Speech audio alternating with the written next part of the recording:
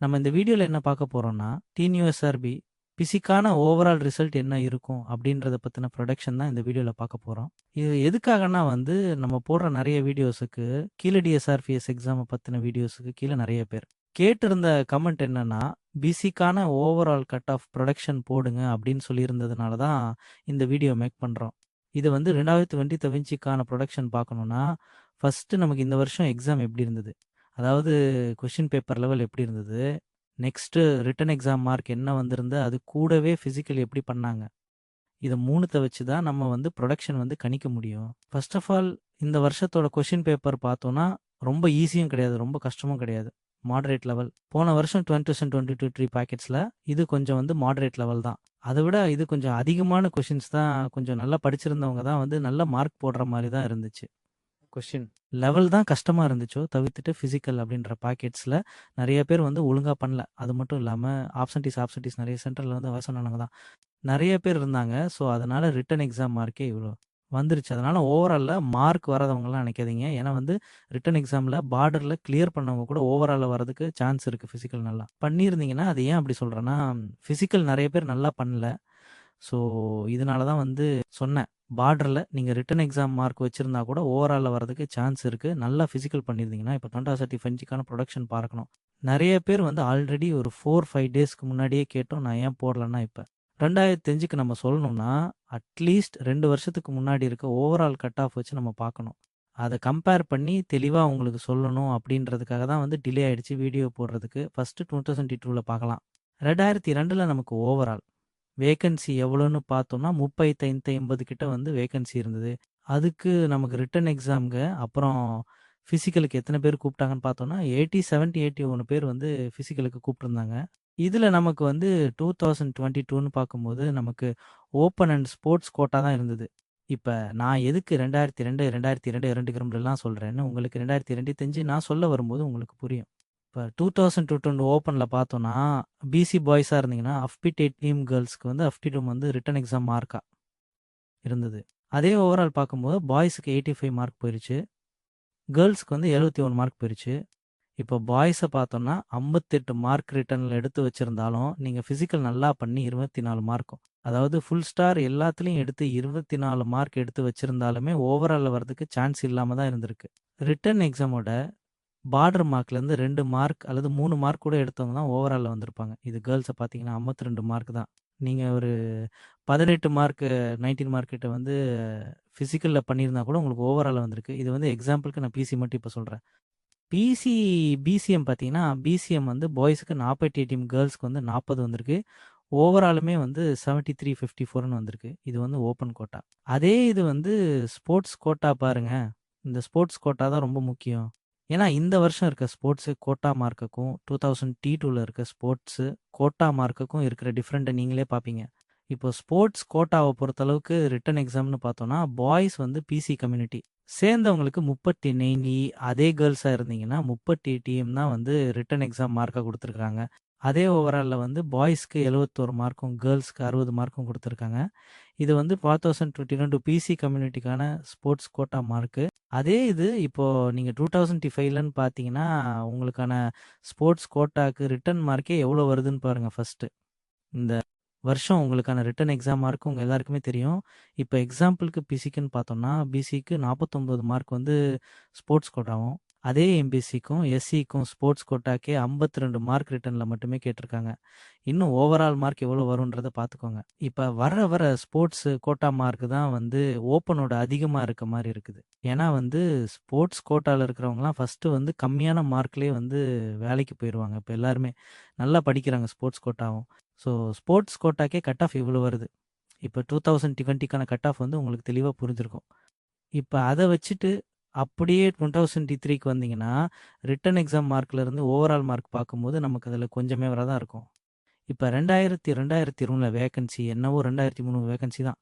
அதில் நமக்கு ரிட்டனுக்கு முடிஞ்சு ஃபிசிக்கலுக்கு கூப்பிட்டது 17,883 பேரை கூப்பிட்ருப்பாங்க. இது 2002 கம்பேர் பண்ணும்போது வேகன்சியில் ஒரு 150 வேகன்சி வந்து கம்மியாக தான் வந்து 2023க்கு கூப்பிட்டுருந்தாங்க. வேகன்சி கம்மியாக இருந்துச்சு 2023ல. ஸோ எல்லாருமே என்ன நினச்சாங்கன்னா, போன வருஷத்தோட 2023ல வந்து வேகன்சி கம்மியாக இருக்கிறதுனால கட் ஆஃப் அதிகமாகும், போன வருஷத்தோட கட் ஆஃப் வந்து அதிகமாகும்னு நினச்சாங்க. ஆனால் அங்கே நடந்ததே டிஃப்ரெண்ட். போன வருஷத்தை கம்பேர் பண்ணும்போது கட் ஆஃப் கம்மியாக இருந்துச்சு, ஓவரால் கட் ஆஃப். இது ஏன்னு முதல்ல தெரிஞ்சுக்கணும். ஏன்னு பார்த்தோன்னா, நமக்கு ஃபிசிக்கலுக்கு கொடுத்த டைமிங் ரொம்ப கம்மி 2023ல. ஏன்னா ரிட்டன் எக்ஸாமுக்கான ரிசல்ட் அனௌன்ஸ்மெண்ட் பண்ணி 1 மந்த்துக்கு உள்ளே வந்து ஃபிசிக்கலை கண்டக்ட் பண்ணிட்டாங்க. அதே தான் இந்த வருஷமே நடந்திருக்கு. ஸோ ஓவரால் கட் ஆஃப் வந்து எப்படி மாறுன்றதை இப்போ பார்த்துக்கோங்க. உங்களுக்கு புரிஞ்சிருக்கும்னு நினைக்கிறேன். 2022 கம்பேர் பண்ணும்போது வேகன்சி என்னமோ கம்மி தான் 2023ல. ஆனால் நமக்கு அதனால எல்லாரும் என்ன நினச்சாங்கன்னா, கட் ஆஃப் அதிகரிச்சிடும். 2002 கம்பேர் பண்ணும்போது கட் ஆஃப் அதிகமாக இருக்கும்னு நினச்சாங்க. அதில் தான் நமக்கு ஒரு டிஃப்ரெண்ட்டான நமக்கு ஃபேவராக ஒன்று நடந்தது. Cut off கம்மியாச்சு. 2002ல் நமக்கு கட் ஆஃப் பார்க்கும்போது 85 ஓவரால் கட் ஆஃப் பிசிக்கு மட்டும். அதே இது 2023ல் நமக்கு 84. ஒரு மார்க் கிட்ட கம்மியாக தான் வந்திருந்துச்சு ஓவரால் கட் ஆஃப். கேர்ள்ஸுக்கும் வந்து ஒரு மார்க் கம்மியாக தான் வந்திருந்துச்சு. 2002ல் 71 மார்க்கும் 2003ல் 70 மார்க்கும் வந்திருந்துச்சு. இதுக்கான காரணம் நிறைய இருக்கலாம். ஏன்னா அந்த டைமே வந்து ஃபிசிக்கலுக்கு கொடுத்த டைமிங்கும் கம்மி. நிறைய பேர் வந்து ஃபிசிக்கல் சரியாக பண்ணல. இந்த வருஷமும் அதே காரணம் தான் நமக்கு வந்திருக்கு. ஃபிசிக்கலுக்கு கொடுத்த டைமிங் ரொம்ப கம்மி. 25 to 26 நாள் தான் வந்து ஃபிசிக்கலுக்கு ரிட்டன் எக்ஸாம் ரிசல்ட்லேருந்து ஃபிசிக்கலுக்கு டைமிங்கே கொடுத்துருந்தாங்க. இப்போது கம்மிங் டு த பாயிண்ட்டாக இந்த வருஷத்துக்கான கட் ஆஃப் பற்றி பார்க்கலாம். 2025க்கான ரிட்டன் எக்ஸாம் எல்லாருமே பார்த்துருப்பீங்க. இந்த வருஷம் வேகன்சின்னு நமக்கு பார்த்தோம்னா 2600 வேகன்சி. 2003 கம்பேர் பண்ணும்போது நமக்கு ஒரு அரௌண்ட் வந்து 90 வேகன்சிக்கு மேலே 92 வேகன்சிக்கு மேலே அதிகமாக தான் இந்த வருஷம் வந்திருக்கு.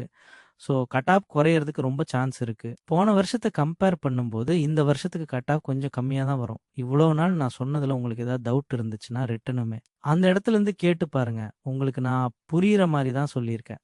அல்லது 2002 சொன்னதில் உங்களுக்கு ஏதாவது டவுட் இருந்துச்சுன்னா, நான் எதுலேருந்து சொன்னது டவுட் ஆச்சோ அதுலேருந்துமே ரிட்டன் வந்து வீடியோ கேளுங்க.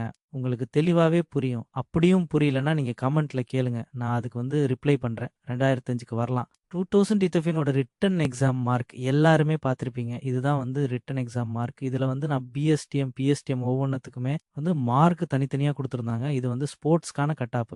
இந்த ஸ்போர்ட்ஸ்க்கான கட் ஆஃப்மே வந்து 2002 கம்பேர் பண்ணி நீங்கள் பார்த்துக்கோங்க.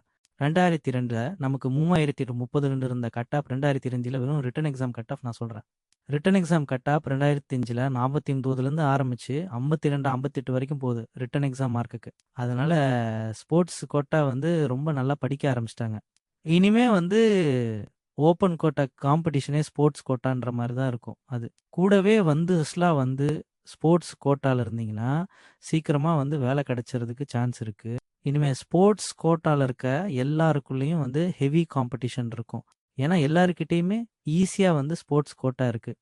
எல்லாருக்குமே வந்து ஒரு அவேர்னஸ் இருக்குது. ஸ்போர்ட்ஸில் இருந்தால் வேலை கிடைக்கும் அல்லது ஸ்போர்ட்ஸு கோட்டா வச்சுருந்தா நமக்கு வேலை கிடைக்கும் அப்படின்ற அவேர்னஸ் வந்து அடித்தளத்திலிருந்தே வந்து எல்லாருமே ஸ்போர்ட்ஸ் கோட்டா வச்சுருக்கிறாங்க. ஸோ அதனால் ஸ்போர்ட்ஸ் கோட்டாவில் இருக்கிறவங்க வந்து ரொம்ப நல்லா படிக்க ஆரம்பிக்கணும். இனிமே தான் ஈஸியாக வந்து நான் ஸ்போர்ட்ஸ் கோட்டாவில் வந்து மார்க் வச்சுருக்கேன், ஸ்போர்ட்ஸ் கோட்டா வச்சுருக்கேன், அதனால் வந்து பார்டர் மார்க்கில் நான் கிளியர் பண்ணிடுவேன் அப்படின்னு நினைக்க இரவங்களுக்கு வந்து இது இனிமே வர காலங்கள் வந்து ரொம்ப கஷ்டமாக இருக்கும். ஏன்னா ஸ்போர்ட்ஸ் கோட்டாக்குள்ள காம்படிஷன் ரொம்ப ரொம்ப ஹெவியாக போகுது.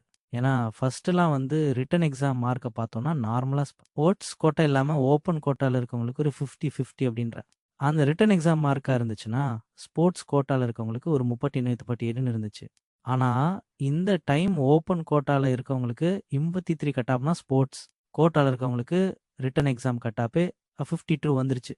ஸோ இன்னும் வருங்காலத்துலலாம் வந்து ஸ்போர்ட்ஸ் கோட்டாவே தேவையில்லை அப்படின்ற ஒரு நிலைமை கூட வரலாம். ஏன்னா எல்லாருமே வந்து ஓப்பன் கோட்டாக்கான காம்படிஷனில் இருப்பாங்க. இப்போது இந்த வருஷத்துக்கான கட் ஆஃப் ப்ரொடக்ஷன் பார்க்கணுன்னா ஃபஸ்ட்டு இந்த வருஷத்துக்கான பிசி செலெக்ஷன் பற்றி ஒவ்வொன்றா பார்த்துடலாம். பிசி செலெக்ஷனை பொறுத்தளவுக்கு நான் சொன்ன மாதிரி தான் எக்ஸாம் வந்து கொஞ்சம் மாடரேட்டான லெவல் தான். அது மட்டும் இல்லாமல் எக்ஸாம் கொஞ்சம் கஷ்டமாக இருந்துச்சு. 2023 எல்லாம் கம்பேர் பண்ணி பார்க்கும்போது இந்த வருஷம் கஷ்டமாக இருந்துச்சு. அதனால் எனக்கு வந்து மார்க் வராது அப்படின்னு நிறைய பேர் வந்து ஃபிசிக்கல் சரியாக வந்து ட்ரை பண்ணாமல் இருந்தீங்க. அது கூடவே வந்து ரிட்டன் எக்ஸாம் மார்க்கமே வந்ததுக்கு அப்புறமே நமக்கு ஃபிசிக்கலான டைம் என்னமோ 21 to 25 நாள் தான் இருந்தது. அதனால் நிறைய பேர் வந்து ப்ராக்டிஸ்க்கே ஒழுங்காகவும் போகலை. நிறைய பேர் டீஸே பண்ணாமல் கிரவுண்டில் பர்ஃபார்மன்ஸ் நிறைய பேர் சுத்தமாக பண்ணவே இல்லை. இது கூடவே நம்ம இன்னொன்று கவனிக்கணும். இந்த வருஷத்துக்கான ஃபிசிக்கல்ல வந்து ஆப்சென்டீஸ் அப்படின்னு பார்க்கும்போது, நெறைய ஆப்சென்டீஸ் அது மட்டும் இல்லாம, திருநெல்வேலி, சேலம்ல எல்லாம் பாக்கஸ்ல நெறைய பேர் வந்து ஹைட்டு, செஸ்ட் மெஷர்மென்ட்டு இதுலயே வந்து அன்பிட் கூட ஆனாங்க. சேலம்லலாம் வந்து 120 பேருக்கு மேல வரவே இல்ல. பிசிக்கலுக்கே வரல. ஒரு நாளுக்கான பிசிக்கலுக்கு நெறைய பேர் வரல. இப்ப எக்ஸாம்பிளுக்கு 900 பேர் இருக்க வேண்டிய இடத்துல 600 பேர் தான் வந்து அந்த இடத்துல பிரசன்ட்டே ஆயிருக்காங்க. அது கூடவே வந்து பிசிக்கல் பண்ணதுன்னு பார்த்தீங்கன்னா, அடுத்த பாயிண்ட் வந்து கமிங் டூ த பாயிண்ட்டா பார்த்தோம்னா, பிசிக்கல் எப்படி பண்ணாங்க? அதனால கட் ஆஃப் நமக்கு வந்து அதுதான் வந்து கட் ஆஃப்ல வந்து மெயினான ஒர்க்கே பண்ண போகுது. பிசிக்கல பொறுத்தளவுக்கு நெறைய பேர் சுத்தமா ஒண்ணுமே பண்ணாம வந்து நெறைய பேர் வந்து போயிருக்காங்க. ரோப் கிளைம்பிங் கயிறுதல் கூட சரியா பண்ணல. நெறைய பேர் சரியா பண்ணல. அது கூடவே வந்து லாங் ஜம்பா இருக்கட்டும், ஃபுல் போட்டவங்க தான் நெறைய இவங்கலாம் வந்து. நெறைய பேர் பிராக்டிஸ் பண்ணாமே கிரவுண்டுக்கு ஸ்ட்ரெயிட்டா வந்த மாரி இருந்தாங்க. கிரவுண்ட்ல பார்க்கல. நெறைய பேர் வந்து சிங்கிள் ஸ்டார் தான். நெறைய ஈவென்ட்ல முக்காவாசி ஈவென்ட்ல எல்லாருமே போட்டது என்னதுன்னா, சிங்கிள் ஸ்டார் தான். யாராலுமே வந்து டபுள் ஸ்டார் கிட்டயே வர முடியல இப்போ மோர். ஓவர் 100னா அதுல ஒரு 30, 40 பேர் தான் வந்து டபுள் ஸ்டாரே அடிக்க முடிஞ்சது. மீதி எல்லாருமே வந்து சிங்கிள் ஸ்டார்ல தான் இருந்தாங்க. நெறைய பேர் வந்து அன்பீட் ஆனாங்க. இது வந்து நார்மலா நடந்ததா? அல்லது நமக்கு முன்னாடி இருக்கிறவங்களே சிங்கிள் ஸ்டார் தான் போட்டிருக்காங்க. நம்ம வந்து இவ்வளோ பண்ணா போதும் அப்படின்ற மாரி நெறைய பேர் பண்ணிட்டாங்களா? அல்லது நமக்கு முன்னாடி இருக்கிறவங்க எப்படி பெர்ஃபார்மன்ஸ் பண்றாங்களோ அத மாரி. நம்மளும் பெர்ஃபார்மன்ஸ் பண்ணா போதும் அப்படின்ற மாரி தான் வந்து நெறைய பேர் வந்து பிசிக்கல் பண்ணியிருக்காங்க. நெறைய பேர் சிங்கிள் ஸ்டார் போட போட, அதுக்கப்புறம் வந்து நெறைய பேர் வந்து நார்மலா வந்து பிசிக்கல் பண்ண மாரி பண்ணியிருக்காங்க. சிங்கிள் ஸ்டார்னே போட்டிருக்காங்க இப்ப. டபுள் ஸ்டாருங்கும்போது, டபுள் ஸ்டார் ஒரு 2 பேர் வந்து 2 ஈவென்ட்ல போடுறாங்கன்னா, அடுத்து ஒரு 2, 3 பேர் டபுள் ஸ்டார் போடுறாங்க. அப்புறம் எல்லாருமே சிங்கிள் ஸ்டார் ஆயிடுறாங்க. ஒருத்தர் சிங்கிள் ஸ்டார் ஆரம்பிச்சாங்கன்னா, மீதி எல்லாருமே வந்து சிங்கிள் ஸ்டாரா இருக்கீங்க. உங்களுக்கு முன்னாடி இருக்கவங்க என்ன பண்றாங்க அப்படின்றத பொறுத்து வந்து நீங்களும் மாறக்கூடாது. இப்ப நீங்க எல்லாத்துலயுமே வந்து டபுள் ஸ்டார் போட்டு பார்டர்ல வந்து ரிட்டன் எக்ஸாம் மார்க் வச்சிருந்தீங்கன்னா, கண்டிப்பா உங்களுக்கு வந்து கட் ஆஃப்ல ஓவரால் கட் ஆஃப்ல வரதுக்கு சான்ஸ் இருக்கு. அதே இது இன்னொன்னு நடந்தது. நமக்கு இந்த ரிசல்ட் வந்து பிசிக்கல் டேட் வரதுக்குள்ள நமக்கு இன்னொன்னு என்ன ரிலீஸ் ஆச்சுன்னா, எஸ்எஸ்சி-ஜிடி அதோட ரிசல்ட் வந்து ரிலீஸ் ஆச்சு. ஸோ நெறைய பேர் வந்து இங்கேயுமே அதாவது SRP, SI exam, PC exam எழுதிட்டு, சென்ட்ரல் கவர்மெண்ட்லேருந்து எஸ்எஸ்சி-ஜிடி எக்ஸாம்ஸ்லாம் எழுதியிருப்பீங்க. எஸ்எஸ்சில வந்து ஜிடி, சிபிஓ இந்த மாரி எக்ஸாம்ஸ்லாம் எழுதியிருப்பீங்க. எஸ்எஸ்சி-பிஓன்னு வந்து எஸ்எஸ்சில இருக்க எக்ஸாம் அந்த எக்ஸாம்ஸ்லாம் எழுதியிருப்பாங்க. இதில எஸ்எஸ்சி-ஜிடிக்கான ரிசல்ட் அப்போ வந்து ரிலீஸ் ஆயிடுச்சு. ஸோ அதனால இதில செலக்ட் ஆன எஸ்எஸ்சி-ஜிடில செலக்ட் ஆன நெறைய பேர் வந்து இங்க பிசிக்கலே வரல. டிஎஸ்ஆர்பி, பிசி எக்ஸாம்க்கான பிசிக்கலுக்கே வரல. அது மட்டும் இல்லாம, எதுக்கு இதில தான் கிடைச்சிட்டதுனால அது தேவையில்லன்னு நெனைச்சிட்டாங்களா? அல்லது நம்ம போயிட்டு இன்னொருத்தவங்களோட வாய்ப்பு எதுக்கு தட்டி பறிக்கணும்னு அவங்களும் வரலையா? அப்படின்றது எதுவும் தெரியல. ஆனா எஸ்எஸ்சி, ஜிடிக்கு செலக்ட் ஆன நெறைய பேர். நமக்கு தெரிஞ்சே வந்து எஸ்எஸ்சி, ஜிடிக்கு செலக்ட் ஆன நெறைய பேர் வந்து எஸ்ஆர்பி, பிசி எக்ஸாமுக்கான பிசிக்கல் வந்து அட்டெண்ட் பண்ணவே இல்ல. அதனால உங்களுக்கு வந்து நெறைய வாய்ப்பு இருக்கு. நமக்கு ஆப்சென்டீஸும் ஒழுங்கா பண்ணாதவங்களையுமே கழிச்சிட்டாலே நமக்கு ஓவரால் மார்க் கம்மியாகறதுக்கு ரொம்ப சான்ஸ் இருக்கு. இப்ப இந்த ஓவரால் மார்க் வந்து நான் ப்ரெடிக்ட் பண்ணணும்னா, நெக்ஸ்ட் வீடியோல நான் வந்து ஓவரால் மார்க் ப்ரொடக்ஷன் வீடியோ போடுறேன். அதுல நான் ப்ரெடிக்ட் பண்ணணும்னா இந்த வீடியோ பாருங்க. நீங்க வந்து பிசி எக்ஸாம்ல வந்து ரிட்டன் எக்ஸாம்ல எவ்வளோ மார்க் எடுத்தீங்க அப்படின்றத கமெண்ட்ல சொல்லுங்க. அது கூடவே இந்த கம்யூனிட்டி பிஎஸ்டிஎம் வச்சிருந்தீங்களா? வைக்கலையா? அது மட்டும் இல்லாம ஸ்போர்ட்ஸ் கோட்டாவா, வார்டு கோட்டாவா அப்படின்ற எல்லாத்தையுமே வந்து மென்ஷன் பண்ணிருங்க. ஏன்னா வந்து வார்டு கோட்டாக்கு மென்ஷன் பண்றது, ப்ரெடிக்ட் பண்றது ரொம்ப கஷ்டம். அதனால வார்டு கோட்டாவா இருந்தீங்கன்னா, வார்டு கோட்டால வந்து இவ்வளோ மார்க் எடுத்திருக்கீங்க, இந்த கம்யூனிட்டிய சேர்ந்தவங்க அப்படின்ற எல்லாத்தையுமே வந்து தெளிவா வந்து கமெண்ட்ல சொல்லுங்க.